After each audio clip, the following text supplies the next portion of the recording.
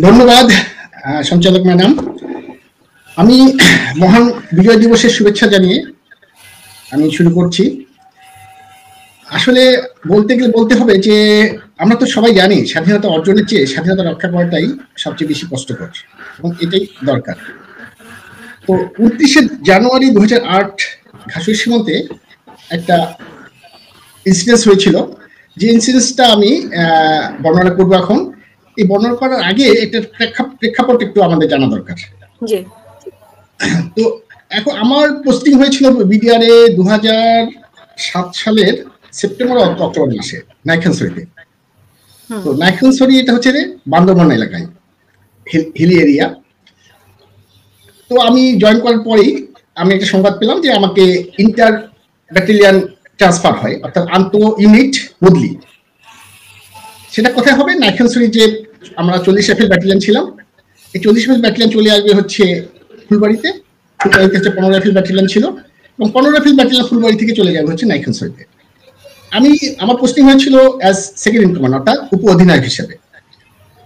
তো উপ অধিনায়কের দায়িত্ব হয় হচ্ছে অগ্রবর্তী দল নিয়ে চলে আসা।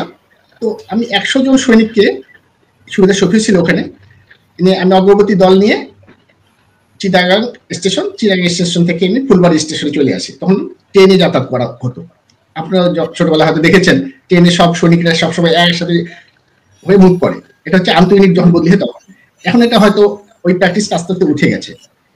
যাই হোক, তো আমি যখন বদলি হলাম, বদলি হওয়ার ওই সময় আমি সবাইকে একসাথে ফলিং করি। ফলিং মানে সবাই একসাথে 100 জন সৈনিক একসাথে সারিবদ্ধ হয়। তাদের যারা ফ্যামিলি ম্যান তারাও এর সাথে ছিল। তখন সবাইকে আমি করি কি, আমার মোবাইল নাম্বারটা তাদেরকে দিয়ে দিই। তখন আমাদের বাটন ফোন ছিল, তখন এই অ্যান্ড্রয়েড ফোন ছিল না, 2008 সালে এটা। তো ওই সময় আমার মোবাইল ফোন দিয়ে বলি এবং বলি যে সবাইকে বলি যে তোমরা যদি কোনো সমস্যা হয় তখন আমাকে ফোন করি, আদারওয়াইজ ফোন করিও না। কেননা সমস্যা, সবাই যদি একসাথে ফোন করে আমি তো ধরতে পারবো না। তো সবাই উঠে গেল, আমরা সুন্দরভাবে আপনার চিটাগাং থেকে চলে আসলাম ফুলবাড়িতে। ফুলবাড়িতে আসার পর আমি আমার সৈনিকদেরকে একদিন আমরা রেস্ট করতে দিলাম। একদিন পরেই সবাইকে আমি ডিভাইড করে দিলাম।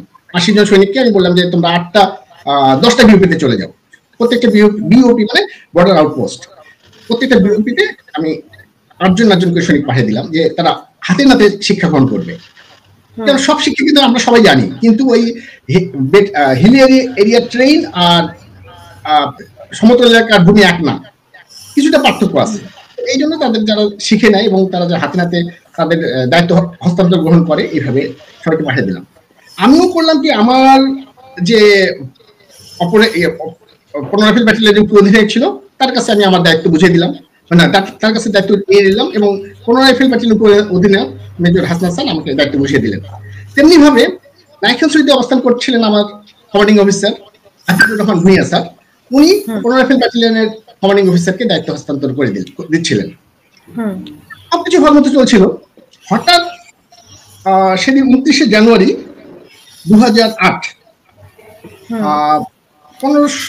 সকাল 9টা 15 মিনিটে সিপাহী, তদানীন্তন সিপাহী ওয়াহিদুজ্জামান আমাকে ফোন করে। আমার বাটন ফোনে ফোন আসলো। তখন বললো যে স্যার, আমরা 4 জন আমরা এখানে একটা ডিফাইল, অর্থাৎ একটা গর্তের মধ্যে পড়ে আছি। আমাদের ইন্ডিয়ামেটে আমাদেরকে বিএসএফ ফায়ার করছে অলরেডি। লাত্তু খান, এর আগে আমি একটা টক শোতে লাত্তু খানকে নিয়ে এসেছিলাম। তো এখন যেহেতু লাত্তু খান পরিবর্তে আমি এখন আসছে হচ্ছে সুবিধা শফি সাহেব। উনি হচ্ছেন আমার সাথে রিজার্ভ পার্টি কমান্ডার হিসেবে ছিলেন, উনি আটাকেও গিয়েছিলেন। তো আমি ওনাকে নিয়ে আসলাম এখানে, বা ইয়েতে। যাই হোক, লাত্তু খানের গুলিবিদ্ধ হয়েছে, লাত্তু খানের পেটে নাড়ি ভুড়ি বের হয়ে গেছে, আমাদেরকে বাঁচান স্যার। এবং তারা আমাদেরকে 3 দিক ঘিরে রয়েছে। আমি তো কোনো কিছু মানে কি করবো, আমি হতভম্ব হয়ে গেলাম যে হঠাৎ এটা কেন, এটা তো হতে পারে না। হ্যাঁ, তো আমি সাথে সাথে আমি আমার কমান্ডিং অফিসারকে কল করি। কমান্ডিং অফিসার তখন বান্দরবনে ছিলেন। বান্দরবনে উনি একটা কোনো কাজে গিয়েছেন। বান্দরবন তখন কিন্তু নেটওয়ার্কের বাইরে ছিল, এখন নেটওয়ার্ক আছে, তখন নেটওয়ার্ক ছিল না। তো উনি ফোন ওনার কাছে রিস্ক করতে পারলাম না। তো সাথে সাথে আমি করলাম কি, ওই অবস্থায় আমি আমার রুম থেকে বের হয়ে সেকেন্ড ইন কমান্ড হাসনাত স্যারের রুম, অর্থাৎ 15 rifle battalion second in command, উনি আমার সিনিয়র, ওনার কাছে গেলাম। তো উনি তখন বললেন, ওখানে তখন ওনার তরফ থেকে আপনার ওনার চ্যানেলে ফোন আসছে। উনি তখন জিজ্ঞেস যে অলরেডি ক্যাম্প অ্যাটাক হয়েছে বা উনি ওনার সংবাদ পেয়েছেন। তখন উনি বলেন যে জায়দি, উনি একটু অসুস্থ ছিলেন, হার্টে রোগী ছিলেন। উনি বলেন যে জায়দি আমি ইয়ে হচ্ছে, আমার সমস্যা হচ্ছে, তুমি ট্যাকেল করো। তো আমি তখন বললাম যে ঠিক আছে স্যার, আপনি আমি তো আমার সিও কে পাচ্ছি না, সিও মানে কমান্ডিং অফিসারকে পাচ্ছি না, আপনি সেক্টর কমান্ডার স্যারের নাম্বারটা দিয়ে দেন আমাকে। স্যারের নাম্বারটা দিলাম, স্যারকে বারবার ফোন করেছি, বারবার স্যার কেটে দিচ্ছিলেন। সেক্টর কমান্ডার ছিলেন কর্নেল রেজাউল কবির স্যার, পরে উনি শাহাদাত বরণ করছেন আপনার বিডিআর কার্নেজে। তো স্যারকে রিং করে বারবার কেটে দিচ্ছিলেন। তো পরে বুঝতে পারলাম যে স্যার বারবার কেটে দিচ্ছিলেন মানে আমরাও এরকম কেটে দিই কিসের জন্য, যে বর্ডার এলাকায় কিন্তু অনেক আননোন নাম্বার থেকে ফোন আসে, বিভিন্ন রকমের স্মাগলাররাও ফোন করে, এই করে সবাই ফোন করে ডিস্টার্ব করে, হ্যাঁ, একটা অনেক সময় ফলস ফোনও আসে। সেজন্য আমরা সাধারণত আননোন নাম্বার ধরি না, সাধারণত ধরি না। তো আমি ভাবলাম যে স্যার হয়তো ওই জন্য আমার যেহেতু আননোন নাম্বার ধরছেন না, তখন আমি স্যারকে আবারও বলি স্যার আমি কি মানে আপনি একটু কিছু বলেন। স্যার তখন আবার একই কথা বলেন। তখন আমি বললাম যে না, যেহেতু আমার শরীর এখানে মৃত্যুর সাথে পাঞ্জা ধরছে, আমাকে একটা ডিসিশন নিতেই হবে। তো বিং মেজর, হ্যাঁ, তখন আমার আর কোনো উপায় ছিল না যে আমি পরিস্থিতিতে আমাকে উদ্ধার করতে হবে। তখন আমি সাথে সাথে জিসিসির একটা রোল করলাম যে না, আমি তখন ওই আমাদের জিসি সাহেবকে ডাকলাম। তো উনিও পরামর্শ দিলেন যে স্যার আমাদেরকে এখন উদ্ধার করতে যেতেই হবে।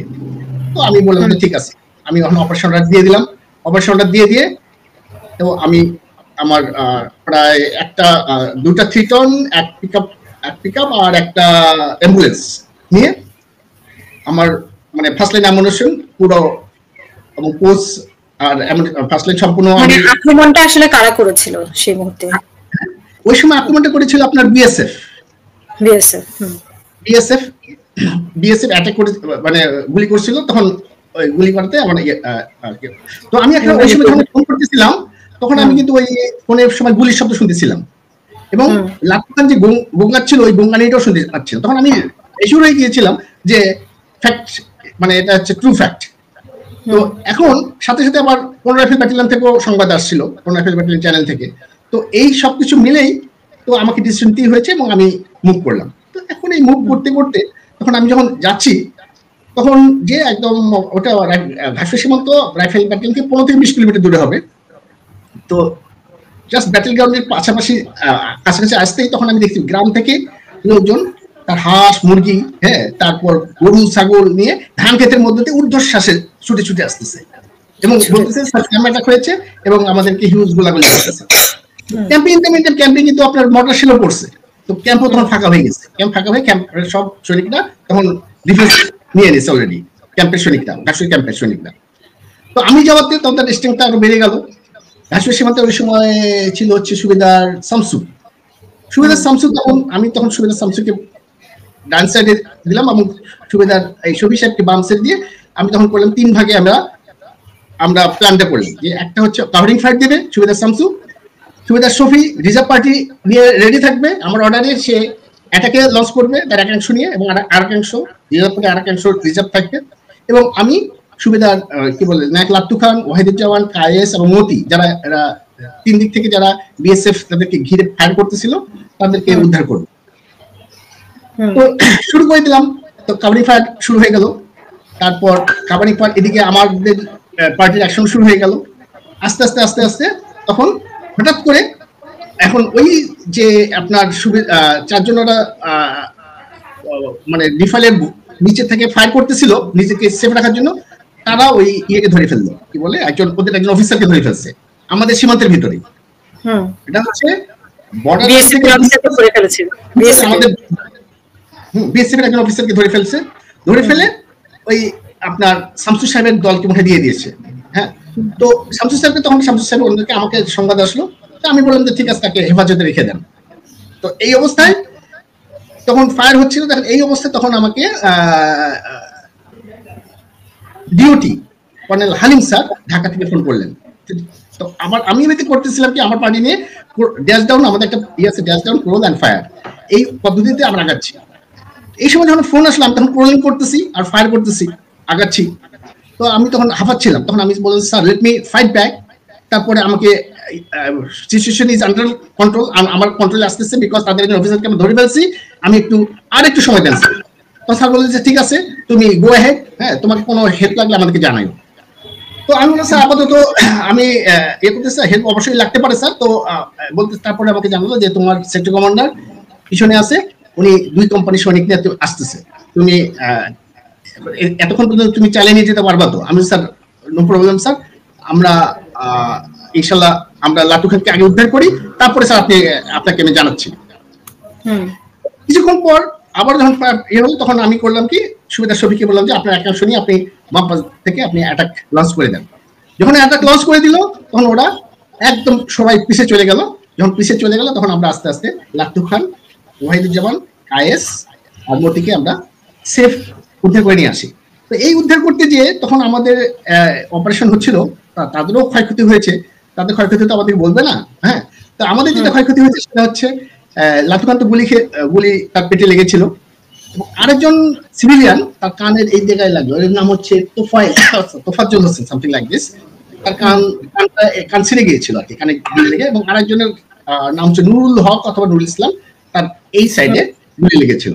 এই আমাদের 3 জন গুলিবিদ্ধ 3 জনকে আমরা উদ্ধার করলাম, উদ্ধার করে আমরা পিছনে নিয়ে আসলাম।